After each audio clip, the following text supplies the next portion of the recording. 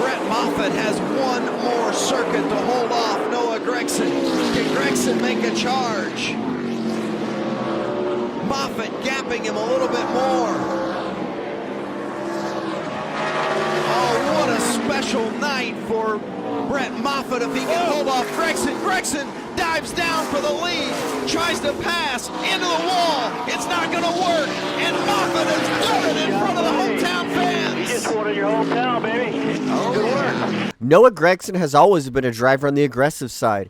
Even in the Truck Series, he went for broke on the final lap at Iowa, sitting in into turn 3 and 4, full throttle, not lifting, hoping it would stick.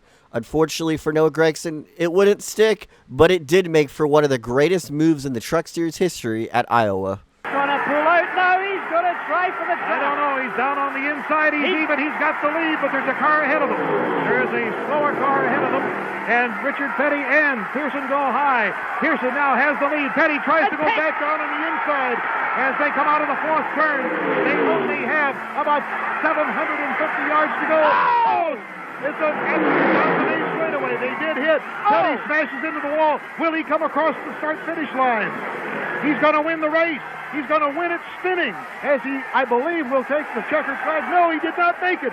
He is less than 100 yards from it. Here comes Pearson. Pearson is going to try to make it across the finish line. Petty has his car going. Pearson's going to win it. Oh, gosh, Randall, he wins the race. What a finish for a Morgan. I've never seen anything like that. It's unbelievable. The two greatest drivers in NASCAR's classic era, David Pearson and Richard Petty. These two drivers were battling for the win at the Great American Race, the Daytona 500. It was a final lap, and in the final corner, Petty got a run on Pearson. They were side by side, ultimately, until they made contact.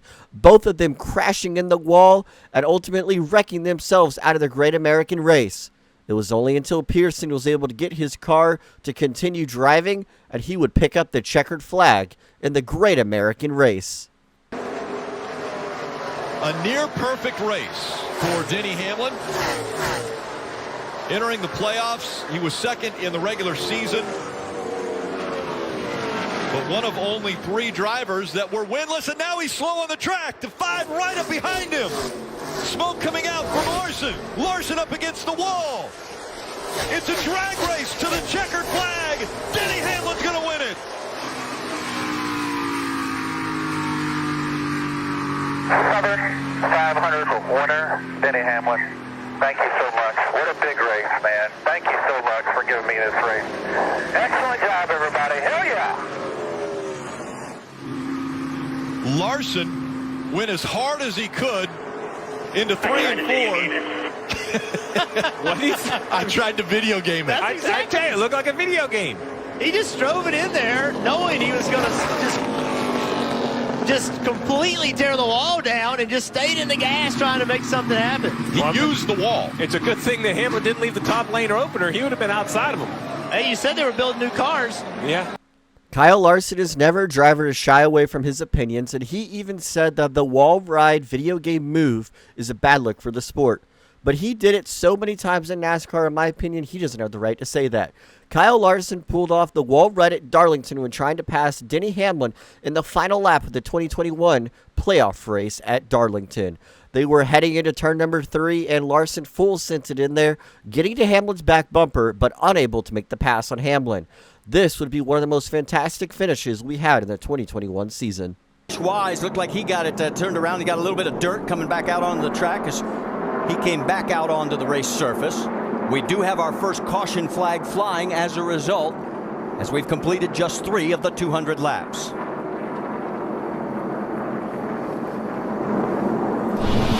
Let's go back and show you exactly what happened. Yeah, he's loose. Yeah, you get up off of turn 4. A lot of times your car will push out to the wall. You go give. Oh, my goodness.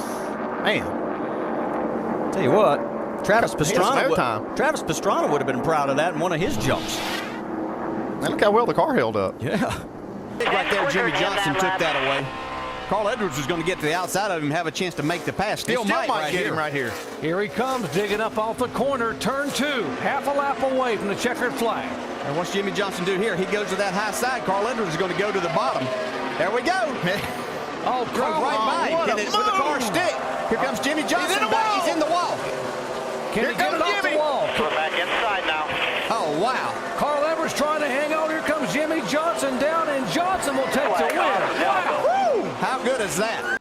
Carl Edwards took NASCAR to new places when he was in NASCAR. He took it to mainstream media and was one of the most polarizing drivers because he was liked by many fans, but drivers found him very aggressive. And aggressive he was, just like at Kansas in 2008. He was running down championship leader and his competitor, Jimmy Johnson. He sent it into turn number 3, not lifting, hit the wall, but was unable to keep the position on Johnson as Johnson would take home the victory. But it wasn't for the lack of trying by Edwards. During the inaugural 2018 Roval race, Keselowski was leading them down for the restart with just a handful of laps to go, ultimately until he missed turn number 1 and went hard into the turn 1 wall. But he wasn't the only one, as so many cars would pile in there, it would make for one of the most comical but crazy moments of the Roval race. I've seen a lot of things, didn't see this one coming. No, I didn't see this one coming, and we were just talking about it. As long as you've been in the sport, you just never know what's going to happen.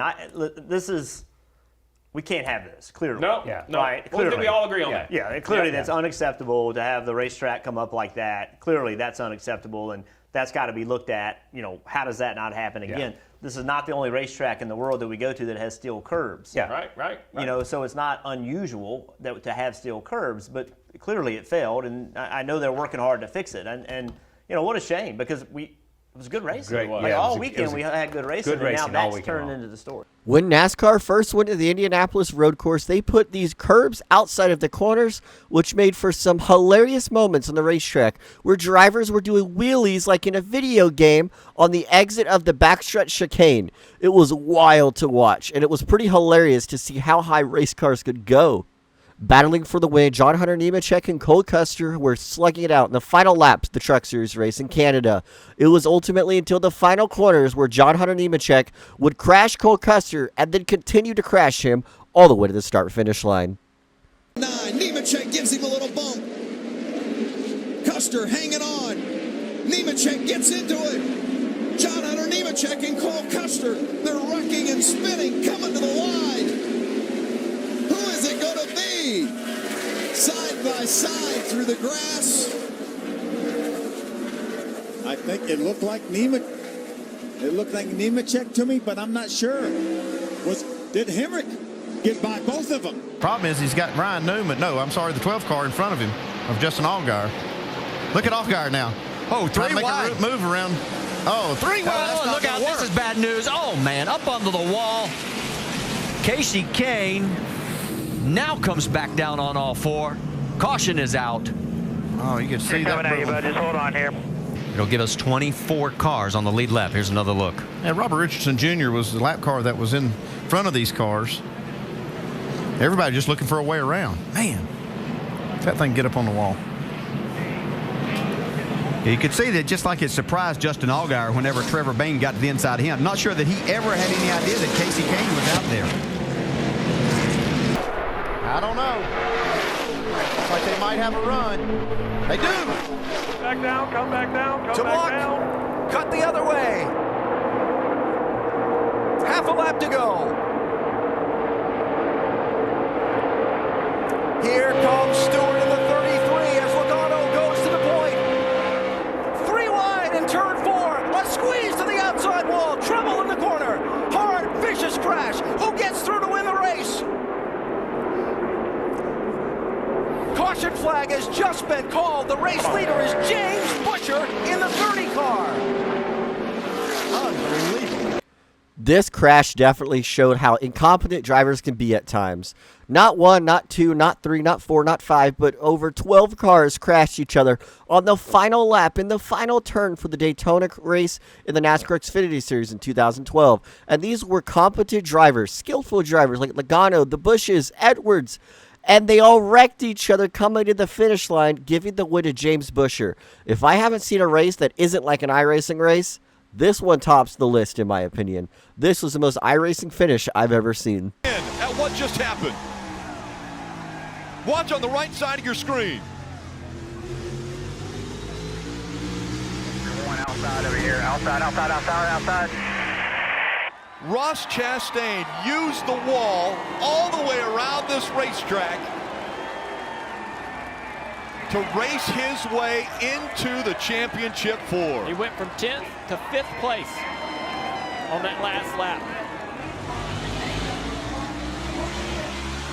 It almost doesn't look real. He's going It doesn't. so fast. Look at this.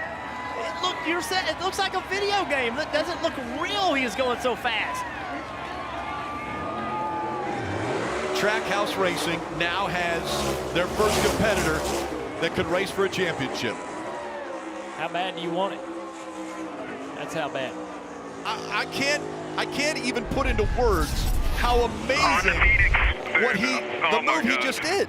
Not just the move, but what had he seen, felt, or thought, processed that was a move even available? I mean, think he waited to the last corner of the last lap of the transfer race to you could hear the engine on the rev chip, and out the window, I'm with you, Rick, I couldn't even process what I was seeing. It was a once in a lifetime, a once in a generation type move. I can't wait to hear what he thought as he entered turn 3 against the wall on purpose. And Hamlin's like, what just happened? Like, there's no way Denny Hamlin can comprehend what just went on there. That is why Justin Marks hired that guy right there. He's talked about his commitment to winning, willing to do it all. On a day where Christopher Bell had a step-up moment with a shot to win a championship, that guy, Ross Chastain, also. We've seen it before, but I don't never believe we've seen it work, and certainly not work to that effect. There's Justin Marks, co-owner of Trackhouse Racing with Pitbull.